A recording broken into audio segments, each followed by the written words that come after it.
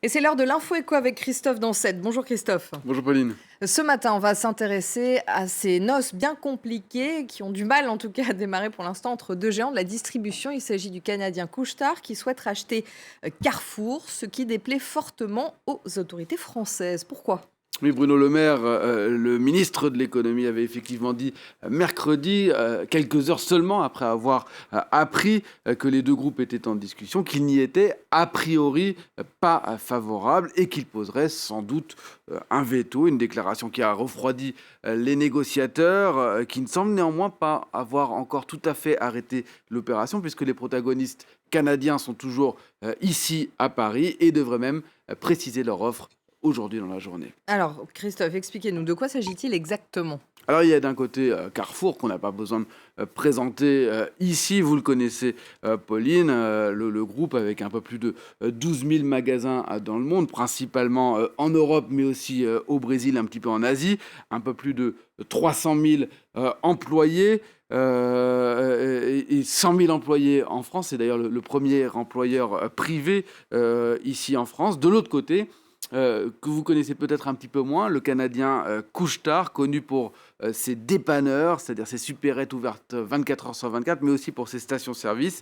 Il a environ moitié moins d'employés, 133 000, et il a plus de magasins, principalement aux États-Unis, au Canada, mais aussi en Europe de l'Est.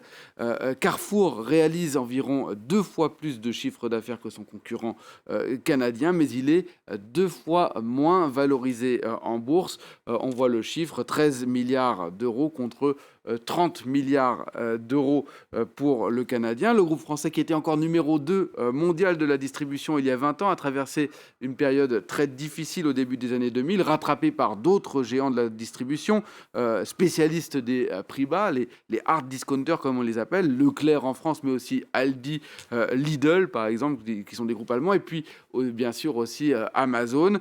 Et si ça va mieux pour le groupe français depuis quelques temps, qui a d'ailleurs réalisé une très bonne année 2020, sa valorisation boursière, elle, n'a pas beaucoup bougé, ce qui a peut-être attiré l'appétit du groupe canadien. Pourquoi le ministre de l'économie est-il opposé à cette union ? Et en quoi est-ce qu'il peut s'immiscer dans des affaires privées ? Alors, il invoque, lui, la protection d'une entreprise stratégique. Il faut savoir que la France a été traumatisée, comme d'autres pays d'ailleurs, mais la France particulièrement par le rachat d'Alstom par General Electric, un groupe américain. Et en 2019, pour se protéger justement contre l'appétit de certains groupes, eh bien, le ministre avait fait voter une loi, la loi Pacte, qui comprend des articles pour la protection des entreprises stratégiques qui peuvent être dans différents secteurs comme l'énergie, la santé, l'aérospatiale et aussi donc dans la sécurité alimentaire, le point qui nous intéresse ici, la distribution. Jusqu'à présent, Bercy s'était opposé à une fois une opération de rachat, c'était il y a un an, une entreprise spécialisée dans la technologie d'optique pour la défense qui devait être rachetée par un groupe américain. Bercy a dit non. Cette fois, le ministre de l'économie invoque la sécurité alimentaire des Français. Il avait maintes fois remercié les entreprises de la distribution qualifiées d'exemplaires pendant la crise du Covid-19 pour avoir garanti la sécurité d'approvisionnement des Français. Et selon lui, personne ne comprendrait en France que Carrefour soit racheté par un groupe étranger.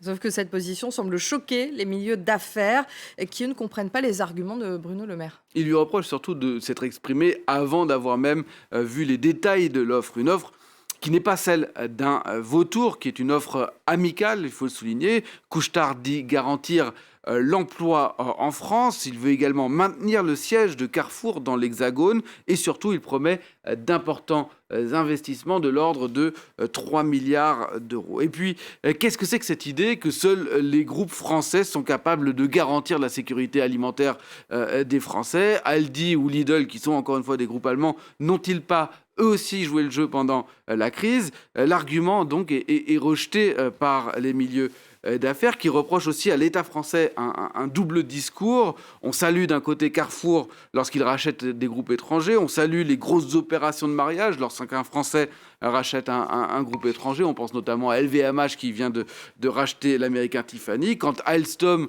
et Airbus se partagent le Canadien, et là on parle du Canada, le Canadien Bombardier, Mais dans le cas contraire, eh bien, ça passe pas. Comme si la France faisait un capitalisme à la carte, c'est ce que disent les milieux d'affaires. Certains négociateurs proches du dossier n'en reviennent pas. L'un d'eux dit avoir l'impression d'être en Union soviétique ou dans une république bananière, comme si la France voulait faire donc ce capitalisme à la carte. En réalité, eh bien, la posture de Bruno Le Maire semble très politique, à un peu plus d'un an de l'élection présidentielle. Merci Christophe, c'était l'info écho. On a donc bien tout compris dans cette union compliquée. On verra comment ça va se finir tout si ça. Bruno Le Maire changera d'avis, il doit s'exprimer ce matin chez nos confrères de BFM. Merci Christophe. Restez avec nous dans un instant, la suite de Paris Direct.